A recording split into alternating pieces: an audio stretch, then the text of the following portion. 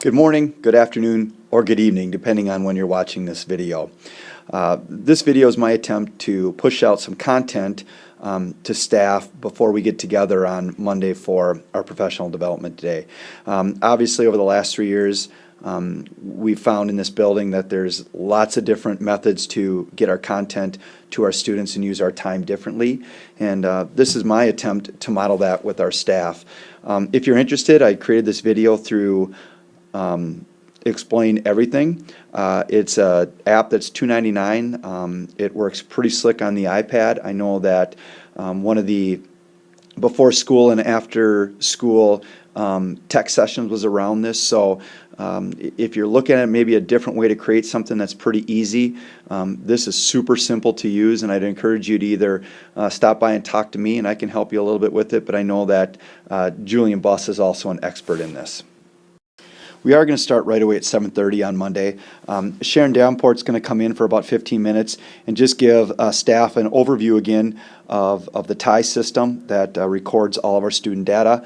I know people are working on their individual growth plans and are starting to pull data for their student goals, and the TIE system is a very easy way to get all of the data for students in a one-stop shopping place. So we have her for 15 minutes. About 7:45, we'll do a quick news and information, a little bit like a staff meeting. And then at 8 o'clock, we're going to set staff loose and allow them to begin to collaborate around personalized learning. We will provide bagels and coffee, so you can get there, but we'd like to start right away at 7:30. Before I get into the nuts and bolts and framing up the collaboration for the day, I thought it'd be a great time just to review the why of the work that we're doing. And really remember, that comes from our strategic plan. Over the last 3 years, everything that we've tried to do in this building, we relate back to our strategic plan. And if it fits within our strategic plan, we try to do it. And if it doesn't, we try to stop doing it. So remember, we're trying to create customized, personalized, nurturing learning environments through the purposeful integration of leading-edge technology and educational practices. And again, we want to be purposeful how we use the iPads, and we want to be purposeful in the decisions that we make within our classrooms. But the whole goal is to try to customize and personalize for each of our students. Now, what does that look like? Our objectives give us those indicators. So when a student leaves Farmington High School, we'd like them to be inspired to see themselves not as they are, but as they can become throughout their lives. We want them to be competent, resourceful, open-minded, and engaged members of their community. We want them to be critical thinkers, collaborators, and problem solvers, capable of solving complex problems in new and creative ways. And finally, we want them to possess the skills, knowledge, dispositions, attitudes, and perseverance to develop his or her highest potential. So ultimately, the question becomes, how do we create systems building-wide and systems within your own classroom to give students opportunities to begin to fulfill these objectives? And that's really what personalization is all about. The goal then for today is to focus our collaborative work around personalization and really dig into our curriculum, our activities, and our instruction and look at those through a personalization framework and lens. Just to refresh people's memories, I thought I'd go back and review some of the indicators of personalization that we've looked at throughout the first half of the year and really focused on during our back-to-school workshops.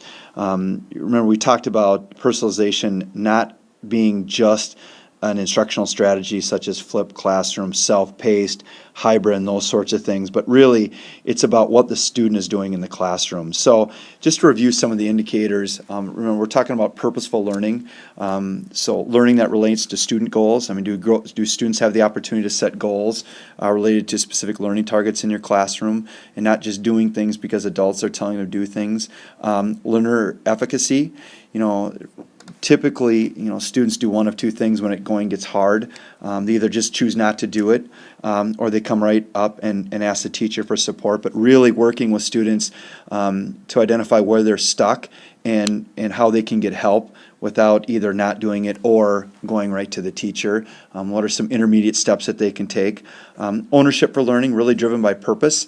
And that's one of the reasons I shared the pink video again. We know that motivation isn't always what we think it is.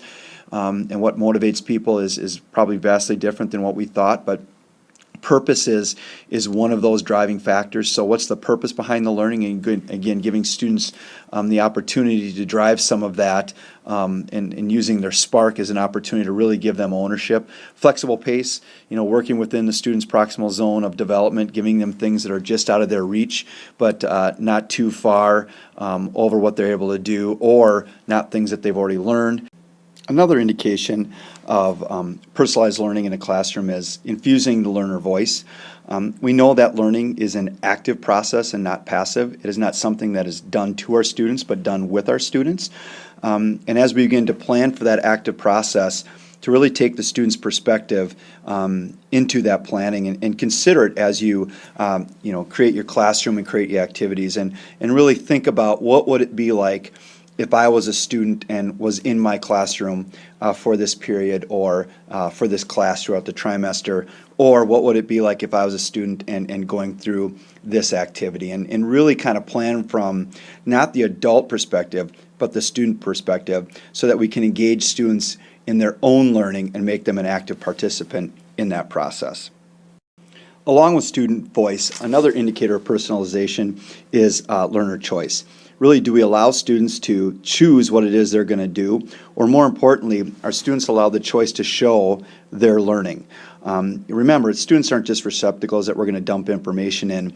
And if we truly want them to be creative problem solvers, do we give them those opportunities in our classrooms and in our activities to have choice on what they're going to do and how they're going to show that learning? All learning begins on the inside, and we always start with what we know. So do we give students the opportunity to choose how they're going to show their own learning, and begin with what they know best and allow that to drive the rest of the learning process? Space for learning flexibility. I think we've come a long way in that regard in our building. Obviously, the Media Center is a very good example of that, along with some of the spaces we have throughout the building, that we have more learning spaces where kids can go learn. But I'd ask you to think about your classroom. Is that set up as a space where kids can learn, or is it strictly a teaching space where we're going to give kids information? If we want students to be able to collaborate, our classroom's set up so that they can collaborate, in those opportunities to take place. And a lot of times, simply setting up your room in a certain way will allow collaboration to happen much easier than in your traditional rows and things like that. Commitment focus. We've worked very hard in this building to make sure that we're not asking people to do things just to be compliant. We want them to do things because of their own choice. And again, we know that that's a huge part of motivation. And trying to work with our students to be committed to work and committed to the learning process is another indication of personalization. Collaboration, again, that goes with the space for learning and flexibility. Do we give our students opportunities to work with each other and support with each other? Again, I would say that in a majority of the classrooms that I've been in, we've come a long way with this. Whether it's Google Docs or Schoology or different cloud devices, I see our students collaborating much more than we did 3 years ago. Technology supported, obviously with our iPads and some of the other technology that we have. A lot of our learning is now technology supported, but remember, it's not about the device, it's about the purpose for the device. What does the device allow us to do in our activities and our learning that we couldn't do before? We shouldn't be creating activities just around an iPad or an app. We should be creating activities along the lines that allow students to reach our objectives for our building, and technology can support that. And then finally, do we begin to see some learner independence? Do kids have that capacity and to learn on their own and to answer their own questions, and less dependence on the teacher? Do they have more strategies to solve challenging problems? And more importantly, what do they do when things get hard? Again, we talked earlier about that whole growth mindset and efficacy, but really giving kids the tools and the ability of persevering through things and being able to find their own information, and using the teacher as a guide and as a resource, and not as the sole dispenser of information.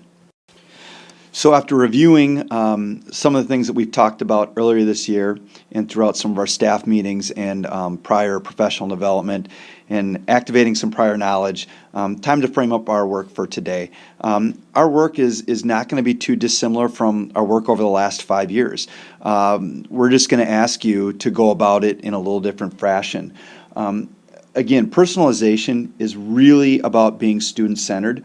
So we flipped around some of the questions that we've used for our collaboration, and really are going to ask you to look at some of the things that you're doing and some of the things that you've done from a student perspective as your basis for planning.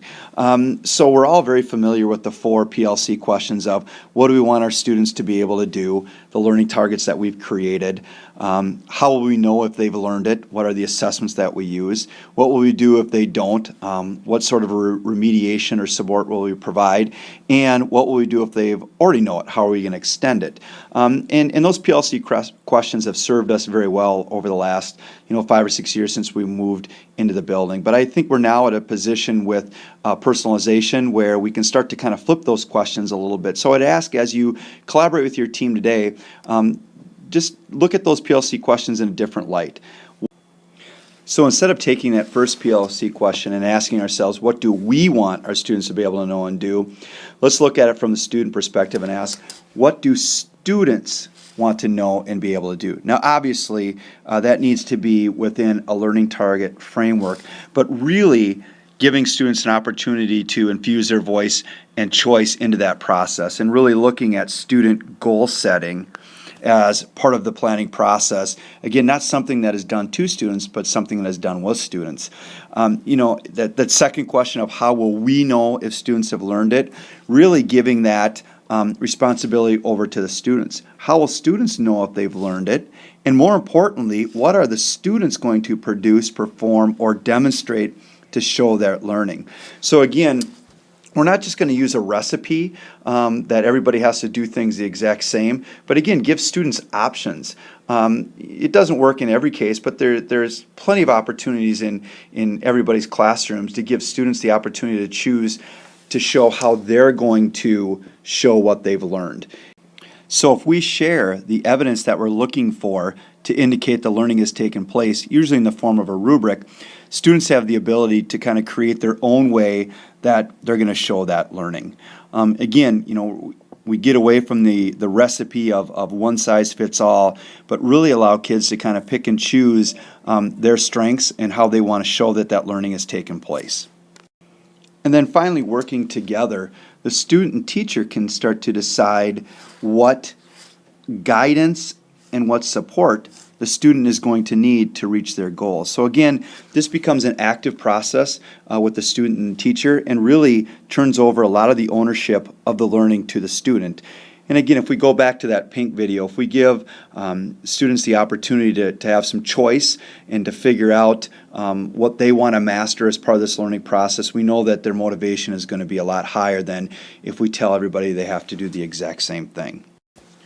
As I said in the previous slide, we've done a lot of work over the last 5 or 6 years around the professional learning community model and those 4 questions. And so I thought one way to begin to look at personalization at a deeper level within our classrooms and our curriculum was to frame up those questions a little bit differently.